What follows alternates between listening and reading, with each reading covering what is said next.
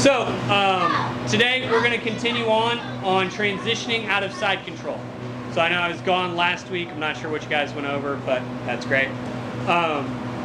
Week before that, last time I taught, we went from side control to north-south. This week we're going to go from side control to knee on belly, working on a few attacks and a few transitions from knee on belly to make sure that we can score properly here and use it as an actual tool. A lot of people just kind of pop to knee on belly and then immediately jump to mount. You can actually use knee on belly a lot more effectively than that. So I'm here, I'm in side control, right? When I decide I'm going to pop knee on belly, I have to do a couple things. One, I have to get both my legs into position, and I have to make sure I'm balanced. So a lot of times, if James is getting real squirrely here, I'm kind of unbalanced if I'm way too far over, if I'm sitting too far back. I want to have my bottom knee, I want to have right about hip level, kind of in between his hip and his ribs. My top knee I want right at shoulder height, in between his shoulder and his head. Okay? Once I'm here, especially NoGi, my back hand's going to come to the cap of his hip. My front hand is going to come to his collarbone. So I'm kind of looking to cap both of those with just my monkey paws, all right? Kind of those C grips. Here, boom. Once I'm here, I'm going to pop up. I'm not jumping and coming down, right? I'm popping so that my knee never really breaks contact with him. It's touching his hip here, it comes up and over. Now, while I'm doing this, I'm going to tell James to post his foot really well so that I can lean back into him and take my weight off of James. I like James most days, so I'm going to do this. For you, you do not lean back into their legs. I'm just doing this for instructive purposes, okay? Now, leg positioning. A couple details you want to have. I want to drive my knee as far across as it takes to get my foot tight to his body. You do not want to leave your ankle hanging out here. As you move up in rank, that's a great way to get swept, and especially heel hooks. So you have to drive that all the way across until you're there. Now, as far as where my knee should point, depends on what you're doing and why you're doing it. If you want to score points and control, your leg should be kind of pointed straight across, almost like a seat belt. This is great for control and holding position. If you are wanting to attack or force him to move, you want to move your knee more pointed towards his head. Just kind of think of it as a pain scale. The more pain and movement I need out of him, the more I'm going to push my knee towards his face. Right now, even with all my weight on him, this is fairly comfortable for James. That is, I need you to move now, right? I generally am looking at about a 30 to 45 degree angle. I don't have my rhombus or whatever the fuck it is to measure that. But I'm looking right here, kind of pointing just shallow of his shoulder. Gives me good control, but allows me to apply good pressure, right? My outside foot, I want to have level with his shoulder, just outside of his grip. I don't want to have it way sprawled out. I don't want to have it way close to his shoulder. Just kind of a little bit wide, sitting right here. This is going to give me the best control, right? So if I'm here, James starts to move. I have good control of the top of his body with my hand pressure. I have good control of his hip with this hand. I have good weight on him through my shin, right? You don't want to have your foot touching the mat. You're just here. This is where I get the best control, especially NoGi, right? Questions on that? Just that initial pop to position. Do you score still if you like? So I leave my leg. I'm not saying it's smart, but I leave my leg here a lot, so I can kind of drive that knee into it, like especially in knee. Do you still score knee on belly? Are you talking here? My foot's still like posted. So if your foot is touching the mat, you do not score. Okay. Yep. So the defining points of knee on belly for scoring purposes, your knee has to cross the center line. So if I'm here, my knee, if I start on this side, has to be on this side of James's chest. My foot has to be off the mat, and my other knee has to be off the mat. So kind of the 3 points of contact. So like if I'm here, nothing. Here, great.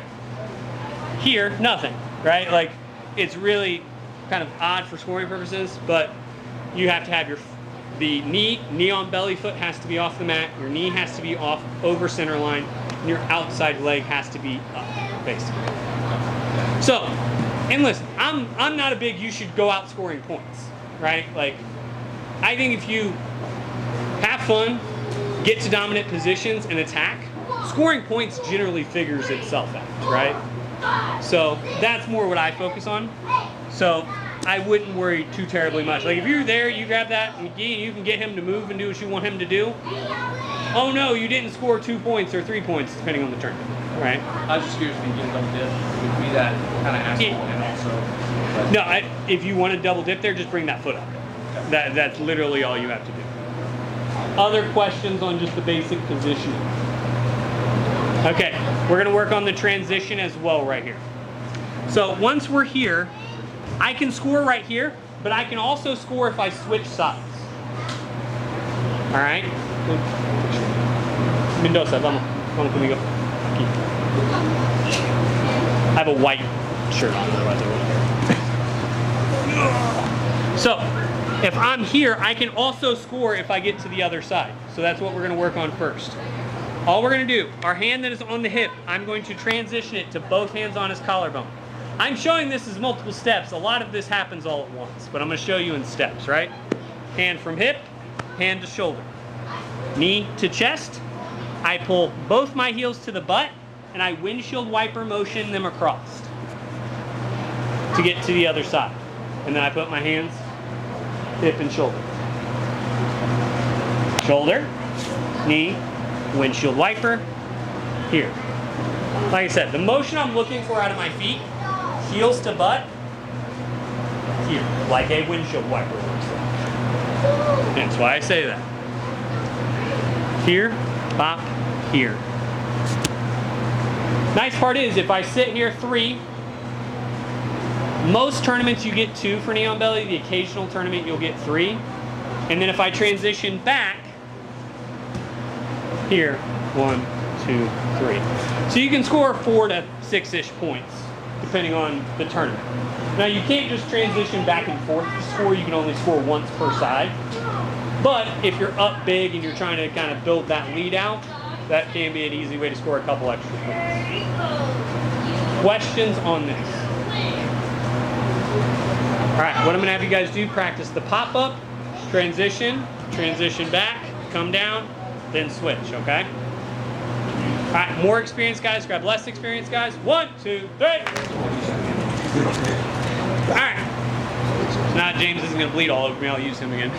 All right, so basics of that transition you guys are gonna get. I want you guys to keep practicing that on each of the moves we're gonna be working on, okay?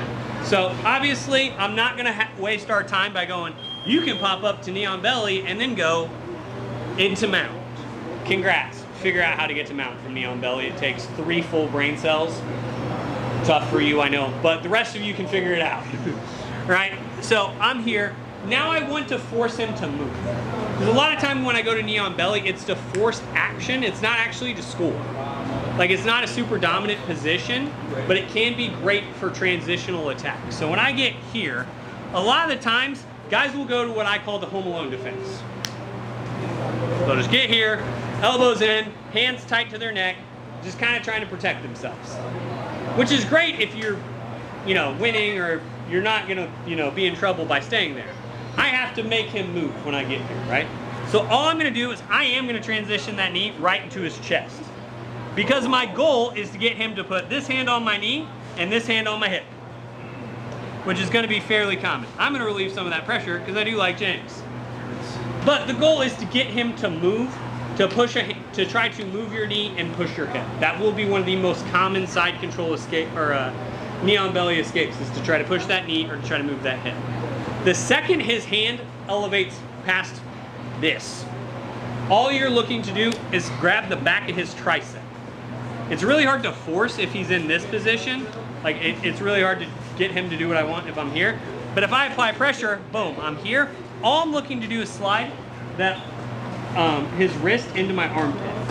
Now, as soon as I get that, I'm going to slide my shin bone from causing pressure to I want it deep into his armpit. I'm here.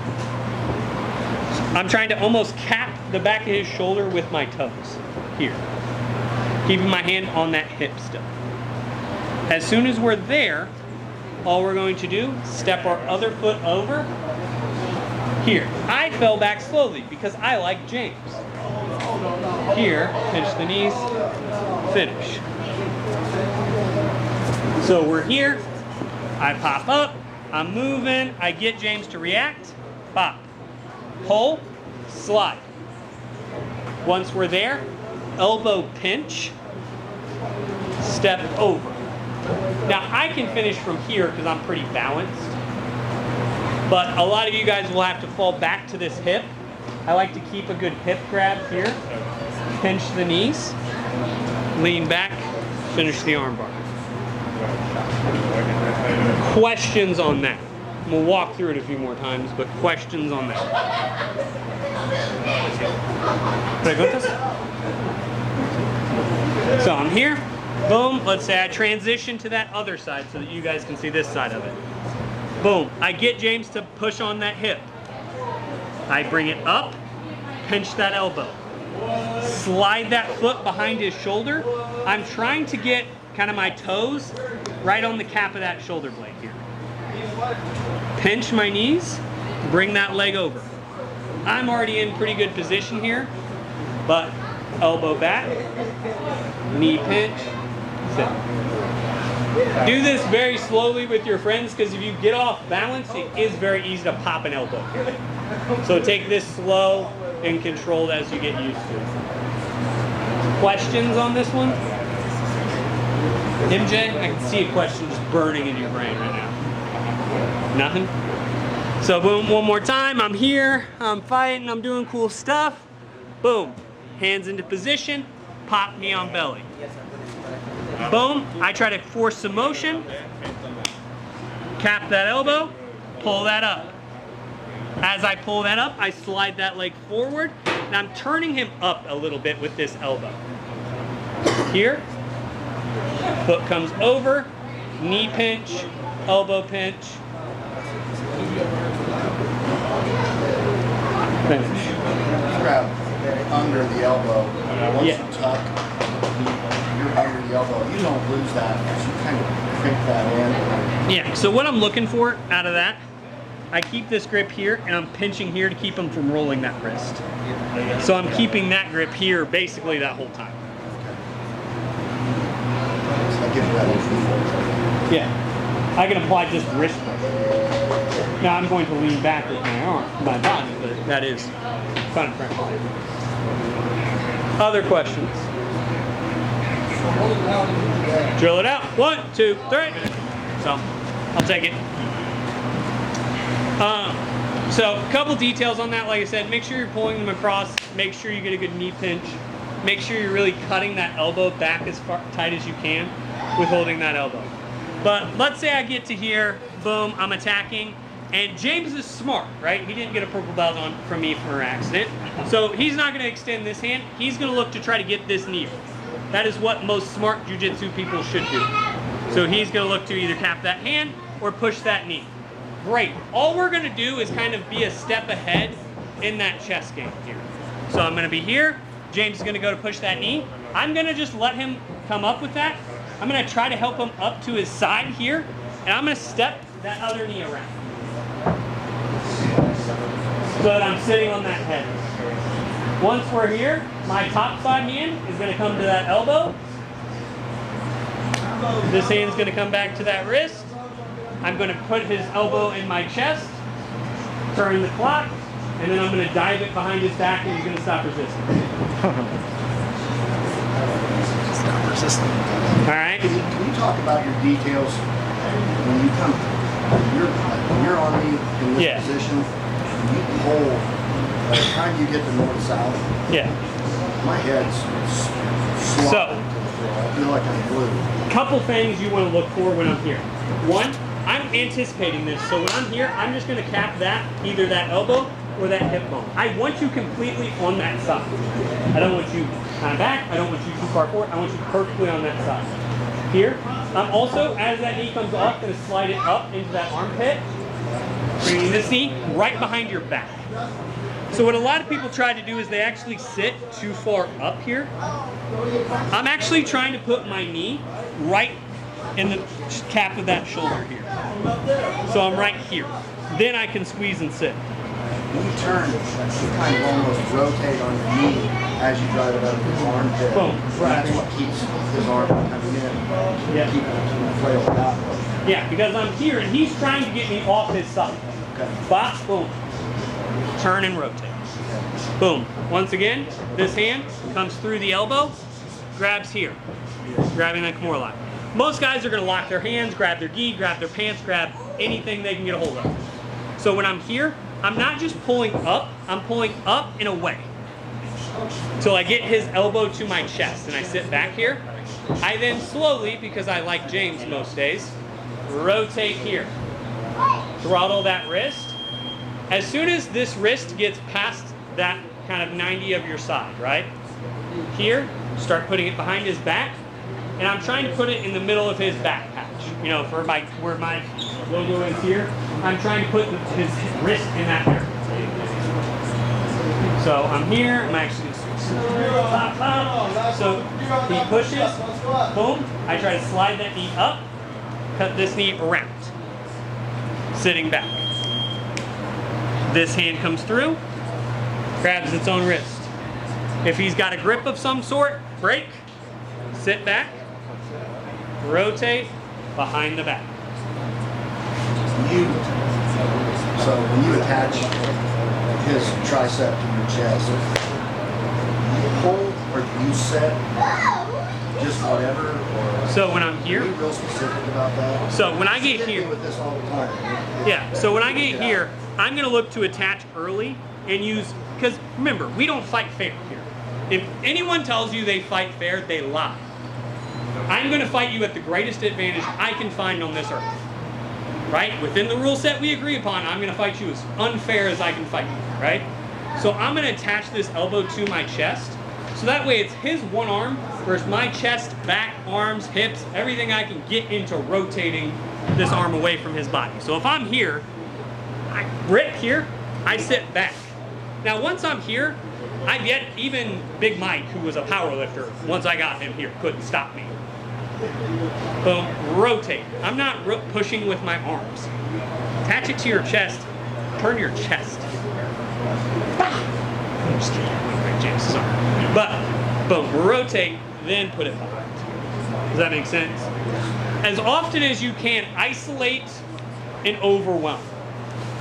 So whenever I'm in a good position, I'm trying to isolate your body to as small as a part as I can, to overwhelm it with as big of a part of my body as I can. So just like that arm bar, I'm fighting your arm versus my legs, hip, back, and shoulders.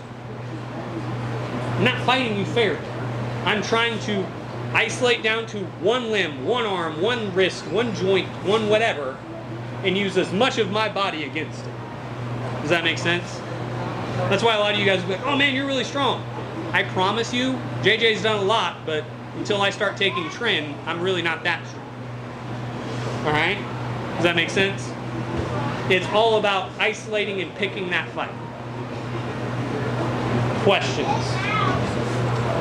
So, do you have any stupid tricks to release that, even if like I'm going against a much bigger opponent, not that like? So, if JJ, who's a jerk, sets a grip really hard, he grabs his own wrist here. I do not recommend doing this, but you can step up and bounce him. Now, if you've ever seen me do that, it's really not effective, but it does make me feel better. But really what you're looking to do is wherever so if James makes a grip, right, up in the air, here, I have to find where this grip is weak. It's coming this way. Your fingers actually aren't that strong. Most of us don't have like mountain climber fingers where you can really grip things. So I'm going to pull that way against that grip. So whenever I'm looking for, like if I look at a grip and I'm like, oh, he's grabbing there, that means his fingers are weak this way. Bop. Does that make sense? You want to find kind of that weak point in the grip, and that's the direction you want to rip to. A lot of people just kind of rip up or rip to one side. Look at the grip wherever it is, find the weak point in it. Generally it's your fingers, and grip to that. Does that make sense? Yeah. When you're in north-south, you got that instrument. Is there anything you can do? Start getting your hips moving. So, but it's moving towards what I would. If I get James here, he has two options. Get to his belly and try to start coming up like me on and start like scramble up wrestling, or get his ass flat and start trying to scoot away from me to get his feet. Does that make sense?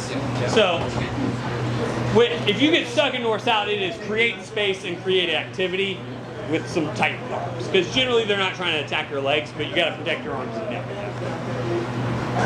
Other questions? Huh?